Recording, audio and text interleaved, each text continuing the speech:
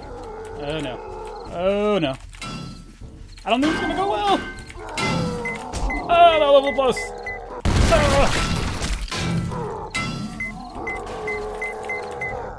Ah. Just as expected. Hello everyone and welcome back to Dr. Alejandro's lab. I am Dr. Alejandro here. We've had a tiny bit of a break from the last episode of the modding series. So today I'm going to get back into it again with how we go about changing the zombies that are in different zombie groups. Up on the screen right now I actually have the base XML file for the game for the different zombie groups. The zombies are all the zombies that are out and about in the overworld during the daytime, at least in the grasslands biome. The other biomes can have different zombies, and we can see them if we look down. We have our nighttime zombies, and we have zombies that spawn in the wasteland. We also have special zombies for wasteland at night. And then there are a couple others that we have, but most of the zombies in the game make use of the zombies all, with a couple other things coded in as well. So there are a couple of things that can be thrown around, but in general, we're kind of making use of this overall thing. So for those who don't know, in my current modded series, I change things around so that the zombies that spawn during the day are the same as the zombies that spawn during the nighttime. Now we can do this pretty easily in the XML coding. I have a couple examples here for you. We still have that BlankMod that I'm going to be attaching to this as I did to the first episode, where you can do some of these things and experiment and put them into place. So this is the base one for the game. Now, if we look over at my file, we have two different ways of really playing around and changing what zombies are going to be spawning at different times.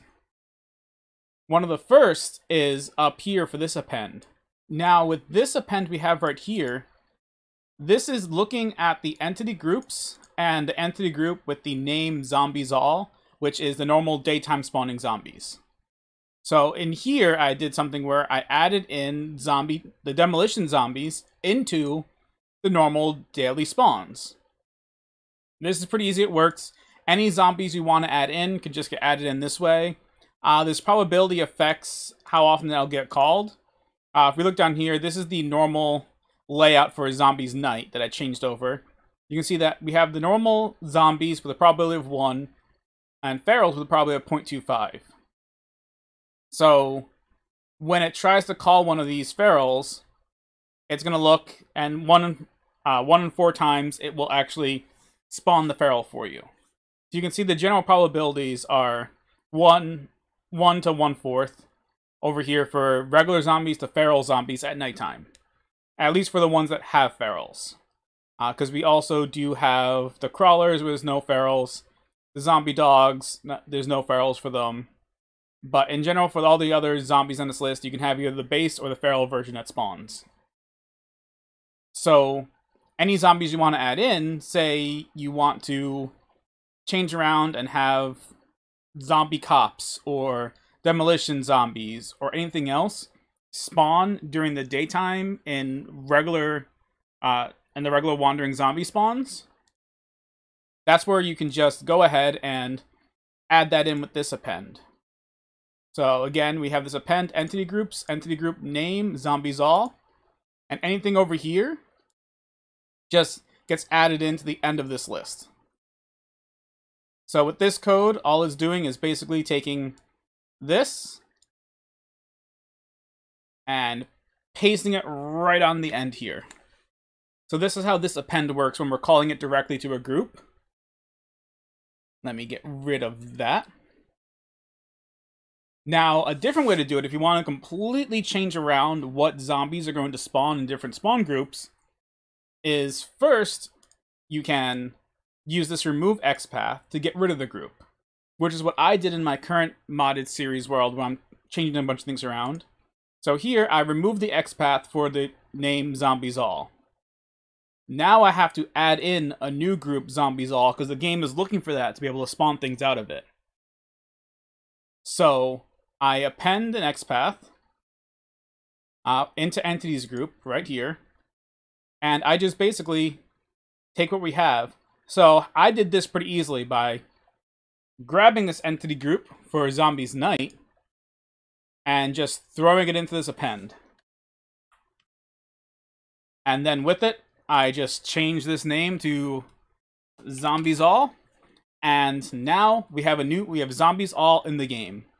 It's set up, and during the daytime, you will have the nighttime zombies spawning. So you will have the spider zombies spawning. You'll also have more of the zombie dogs around, and you'll get feral sometimes. So there's a lot of different ways you can do this. You can change around with a few different things. And all of this actually goes back to the spawning XML we talked about before and the last episode, which I will go ahead and open that one up right here. Because we can see in the Pine Forest, it uses Zombies All, Zombies Night. For the Burnt Forest, it uses Zombies Burnt Forest and Zombies Night. Desert, Zombies All, Zombies Night. Wasteland, Zombies All and Zombies Wasteland Night. And then the Snow Biome, it uses the Snow Zombies, which will get you the Lumberjacks mainly. We can actually scroll down here to the Snow Zombies so you can see what that group looks like. Scroll down, yep.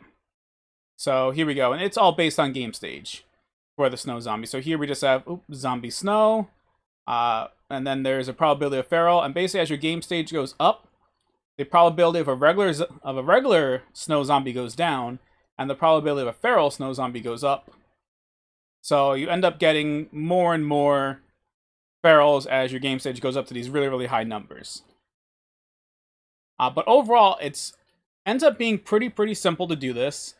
If you want to add zombies in and you don't know where they are, that's what this entity classes XML is. Entity classes right here in the config for the game. So if we look at that, we can actually go and skip down to the zombies. We have the player. I'll go over some player stuff in my next video and a few other things like that. But we can scroll on down, and we have the base zombie template, and then all the other zombies build off of it.